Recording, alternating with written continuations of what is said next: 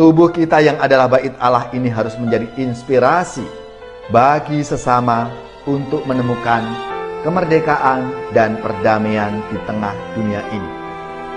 Maka tepatlah apa yang dilakukan oleh Yesus yang mengusir para pedagang dari bait Allah.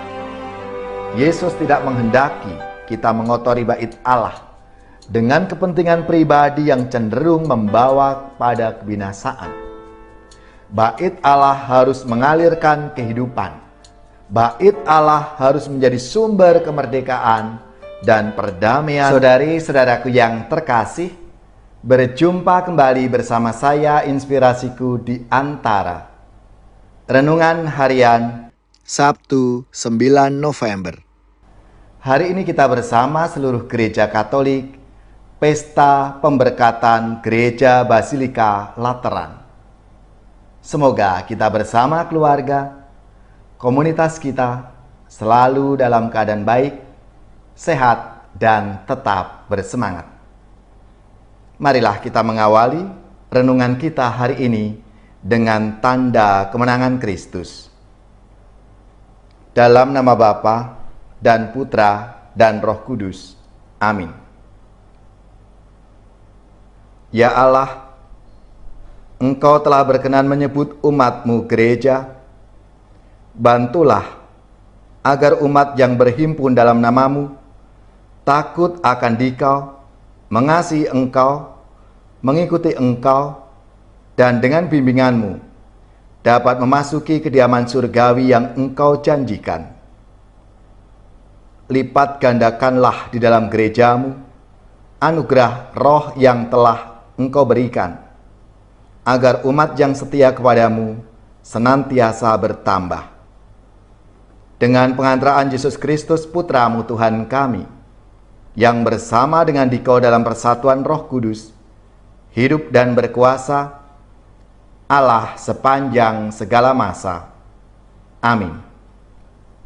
Dalam nama Bapa dan Putra dan Roh Kudus. Amin.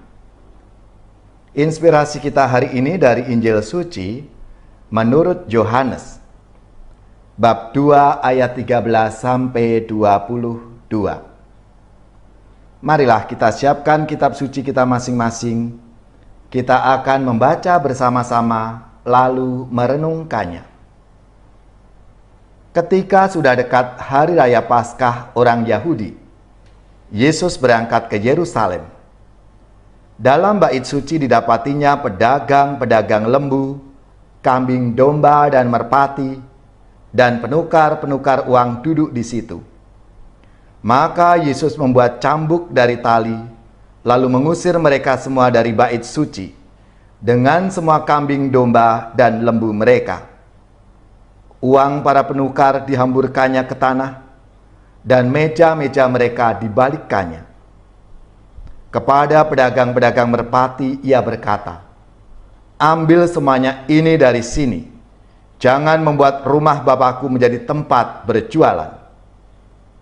Maka teringatlah murid-murid Yesus bahwa ada tertulis, "Cinta untuk rumahmu menghanguskan aku." Tetapi orang-orang Yahudi menantang Yesus, katanya, "Tanda apakah yang dapat engkau tunjukkan kepada kami bahwa engkau berhak bertindak demikian?"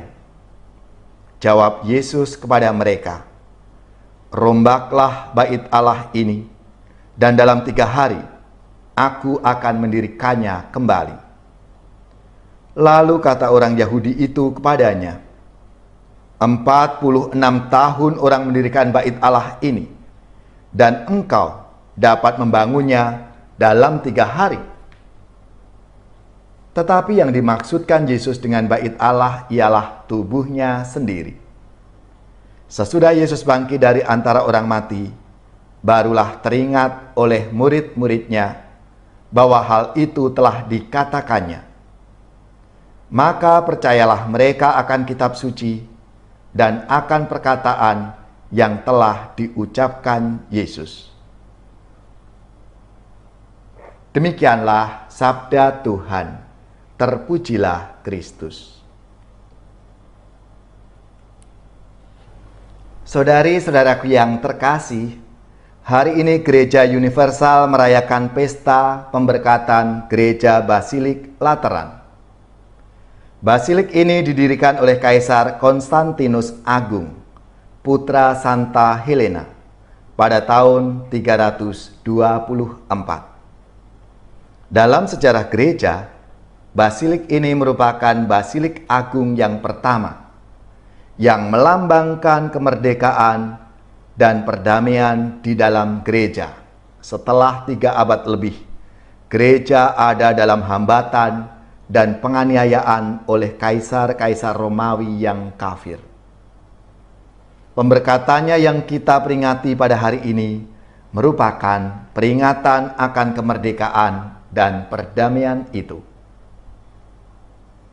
Saudari-saudaraku yang terkasih, Basilik Lateran menjadi simbol kehadiran Allah yang membawa kemerdekaan dan perdamaian. Kita bisa mengacu pada bacaan yang pertama, yang menggambarkan bahwa dari bait Allah mengalir sungai yang menyalurkan air kehidupan kepada semua makhluk. Kemana saja sungai itu mengalir, segala makhluk hidup yang berkeriapan di sana akan hidup. Bait Allah menjadi sumber kehidupan. Bahkan dengan sangat indah Paulus menyebut bahwa tubuh kita ini adalah bait Allah. Tidak tahukah kamu bahwa kamu adalah bait Allah dan bahwa roh Allah diam di dalam diri kamu? Jika ada orang yang membinasakan bait Allah, maka Allah akan membinasakan dia. Sebab bait Allah itu adalah kudus. Bait Allah itu adalah kamu. Ini berarti tubuh kita ini kudus karena menjadi tempat Allah bersemayam, Allah hadir. Maka kita tidak boleh mengotori dan menodainya. Tubuh kita yang adalah bait Allah ini harus menjadi inspirasi bagi sesama untuk menemukan kemerdekaan dan perdamaian di tengah dunia ini. Maka tepatlah apa yang dilakukan oleh Yesus yang mengusir para pedagang dari bait Allah. Yesus tidak menghendaki kita mengotori bait Allah dengan kepentingan pribadi yang cenderung membawa pada kebinasaan. Bait Allah harus mengalirkan kehidupan. Bait Allah harus menjadi sumber kemerdekaan dan perdamaian umat manusia. Dan siapa bait Allah itu? Dialah Yesus. Tetapi yang dimaksudkannya dengan bait Allah adalah tubuhnya sendiri. Maka marilah, saudari-saudaraku yang terkasih, kita mohon rahmat Tuhan. Karena dalam diri kita, dalam tubuh kita ini, Allah bersemayam, Allah hadir. Kita mohon, semoga kita mampu untuk menjaga kesucian tubuh kita ini. Dan kita mohon, Tuhan, kuduskanlah tempat ini. Kuduskan tempat ini untuk kami berdoa. Kuduskan hati ini untuk kami menyembah. Biar segala perkara ku serahkan padamu, Yesus, dan Roh Kudus bekerja membimbing kami semua. Kuduskan tempat ini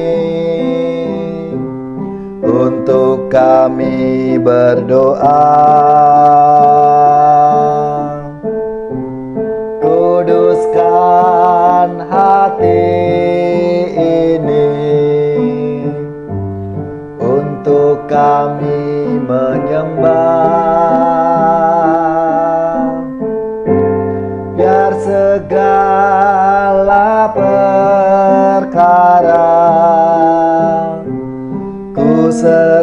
serahkan padamu, Yesus, dan Roh Kudus bekerja membimbing kami semua. Saudari-saudaraku yang terkasih, marilah kita mengakhiri renungan kita dengan mohon berkat Tuhan, dan kita akan menerima tugas perutusan. Marilah kita siapkan hati kita untuk menerima berkat-Nya. Semoga saudari-saudara sekalian, keluarga-keluarga dan komunitas kita, orang-orang yang kita doakan, mereka yang sakit, yang menderita, seluruh tugas, belajar, pekerjaan, usaha, serta karya pelayanan kita dibimbing, dilindungi dan diberkati oleh Allah yang Maha Kuasa, Bapa dan Putra dan Roh Kudus. Amin.